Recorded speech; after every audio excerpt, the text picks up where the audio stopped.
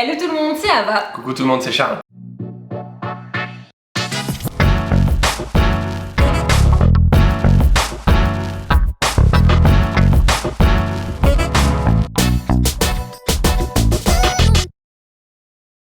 J'espère que vous allez merveilleusement bien en ce beau dimanche et que vous êtes prêts pour attaquer une recette de chef. D'un chef qu'on admire énormément, qu'on aime énormément pour toutes ces pâtisseries qui sont incroyables. Donc là aujourd'hui on va reproduire une tarte de Yann Couvreur qui est une tarte coco citron vert. Franchement c'est quelque chose qu'on a envie de faire depuis un moment, je sais pas pourquoi on l'a pas faite encore. C'est un dessert qui a l'air pas si simple que ça parce qu'il va y avoir des textures un peu sympas style gel citron vert qui a l'air très très bon et une ganache montée coco. Alors on n'a pas trouvé la recette dans son livre ni dans un magazine food pâtisserie, on l'a vu passer dans Top Chef et du coup on est allé sur internet et plusieurs magazines du style Cuisine Actuelle, Marie-Claire si je dis pas de bêtises, enfin bref, plusieurs magazines en ligne ont sorti la recette. Alors est-ce que c'est la vraie ou pas? Je ne sais pas trop, en tout cas on l'a testé, on va voir ce que ça donne. Vous allez avoir à l'intérieur un biscuit à la coco, une pâte sucrée amande, le tout pour donner un dessert qui a priori va être très très léger, très moelleux en bouche avec la dose d'acidité à mon avis du gel citron vert qui va envoyer un peu la sauce. Ce que j'adore avec cette tarte c'est qu'il n'y a que 4 éléments si je dis pas de bêtises, la pâte sucrée, le gel, le biscuit et la ganache montée et on a un visuel qui fait très waouh,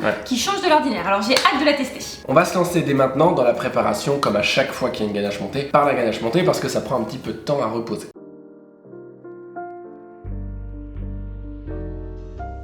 On va commencer par hydrater la gélatine dans l'eau froide pendant 10 à 15 minutes au réfrigérateur. Et pendant ce temps, on va venir torréfier notre coco râpé pendant 15 minutes à 160 degrés. Regardez la belle torréfaction de cette coco, c'est magnifique. Dans notre casserole, on va pouvoir mettre la petite pesée de crème avec la poudre de lait. Vous pouvez utiliser de la poudre de lait de coco si vous en trouvez. Nous n'en avons pas trouvé, du coup on a utilisé de la poudre de lait classique. On va venir mettre ce mélange sur le chocolat blanc, très légèrement fondu. Vous pouvez le fondre totalement, c'est comme vous le souhaitez. En 2 à 3 fois en réalisant une émulsion en faisant des petits cercles au centre du cul de poule. Le but est d'avoir un mélange bien lisse et homogène. Quand c'est le cas, on va pouvoir ajouter notre gélatine bien hydratée. Vous voyez qu'elle est bien dense, c'est parce que l'eau est venue faire gonfler nos grains de gélatine. On ajoute ensuite la coco torréfiée, notre sirop de coco, la crème liquide, la grande pesée de crème liquide et on va pouvoir mixer à l'aide d'un mixeur plongeant pour homogénéiser le tout et casser un petit peu cette coco torréfiée.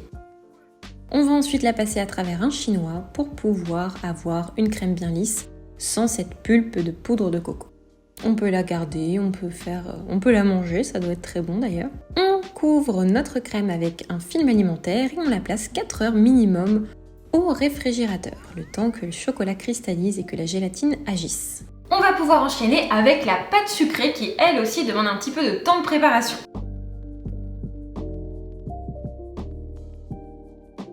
On va commencer par mélanger le beurre doux coupé en dés bien froid, la farine, la poudre d'amande, le sucre glace, la fleur de sel et la poudre de vanille, grossièrement tous les ingrédients sauf les œufs.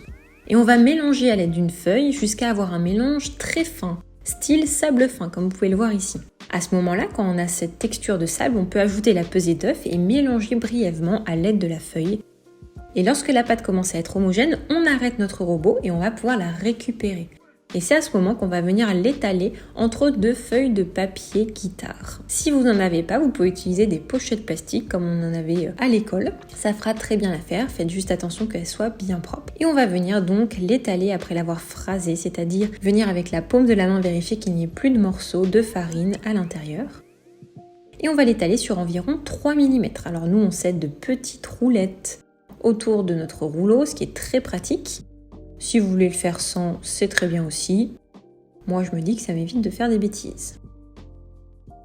Hop, et on va pouvoir la placer 1 heure au congélateur. Une fois que c'est bien froid, on va pouvoir la décoller de notre film alimentaire et on va venir découper un cercle plus grand que la taille de notre cercle qui sera, lui, de 15 cm de diamètre. Alors là, j'ai pris un petit peu large, j'ai pris un petit peu grand. Peu importe, les chutes de toute façon peuvent être utilisées. Et on va le laisser revenir légèrement à température. Vous voyez, je le chauffe légèrement pour faire en sorte qu'il puisse se plier sans trop se casser pour pouvoir venir à l'intérieur de notre cercle qui lui est préalablement beurré. Et petit à petit, on va pouvoir le faire descendre pour le faire épouser les bords de notre cercle à tarte. Si jamais il y a des trous dans votre pâte, vous pouvez faire des petites rustines. Vous récupérez un bout de pâte et vous les collez à l'intérieur. Ensuite, on fait des gestes de l'intérieur vers l'extérieur. Vous pouvez, si vous voulez, piquer votre pâte, ce n'est pas obligatoire. Et vous la mettez au congélateur pendant 1 heure.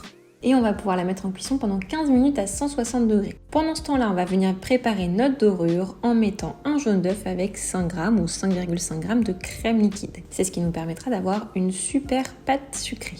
Une fois qu'on peut décercler, au bout de 15 minutes généralement, on va pouvoir justement décercler notre pâte. On attend qu'elle refroidisse légèrement avant de venir la badigeonner avec notre dorure sur l'extérieur, l'intérieur et sur le dessus. On la remet alors en cuisson pendant une vingtaine de minutes. Le but est d'avoir une pâte bien dorée comme ici. Maintenant que c'est fait, on va réaliser le gel au citron vert.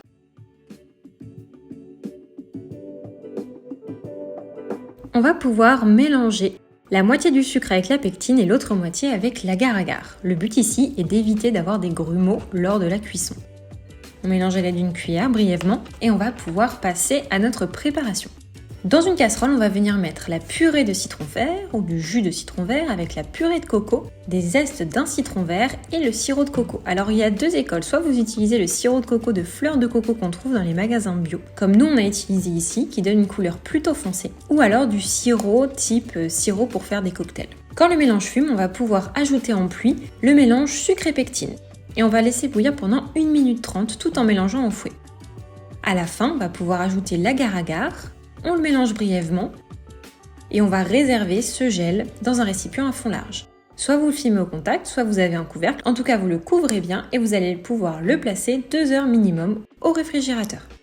Pour terminer, on va faire notre biscuit coco et on va pouvoir amorcer le montage, les finitions, puis la dégustation bien sûr.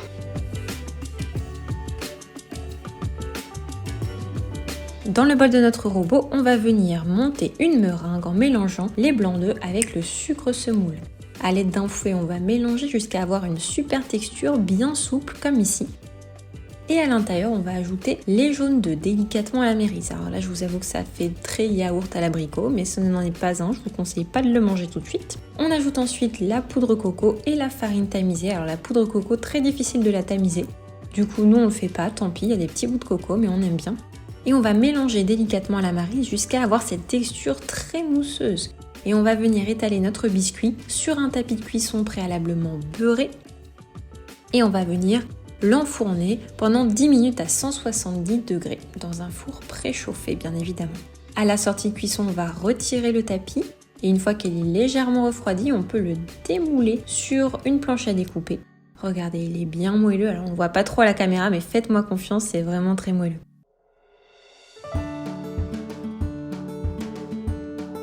On va pouvoir récupérer notre gel coco et on va le mixer à l'aide de notre mixeur plongeant. Le but est d'avoir un gel coco bien fluide. Et encore une fois, si vous voulez un gel coco un petit peu plus blanc et moins cette couleur jaune, utilisez du sirop type sirop Monin pour faire des cocktails.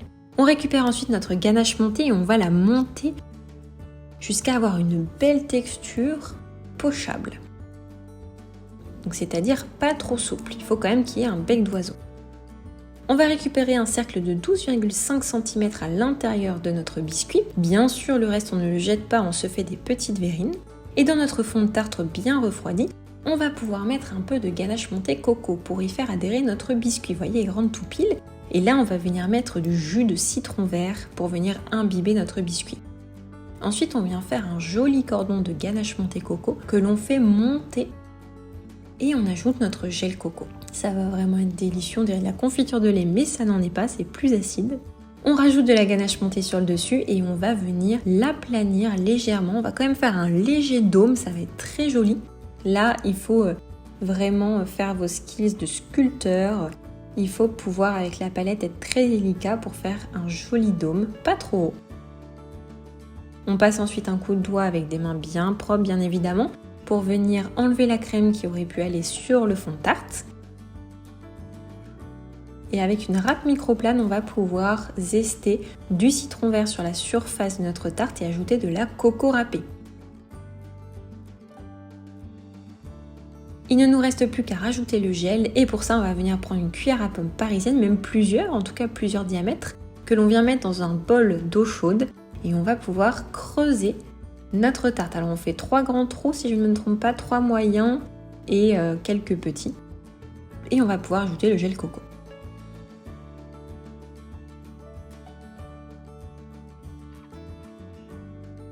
Et voilà, notre tarte est prête.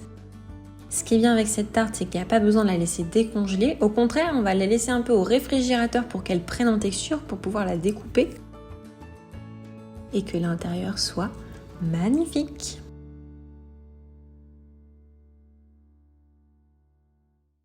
Alors vous l'avez vu, je vous ai parlé pendant la recette du sirop de coco. Alors il y a du sirop de fleurs de coco qu'on trouve dans les magasins bio qui a une couleur plutôt foncée, qu'on a utilisé dans le gel.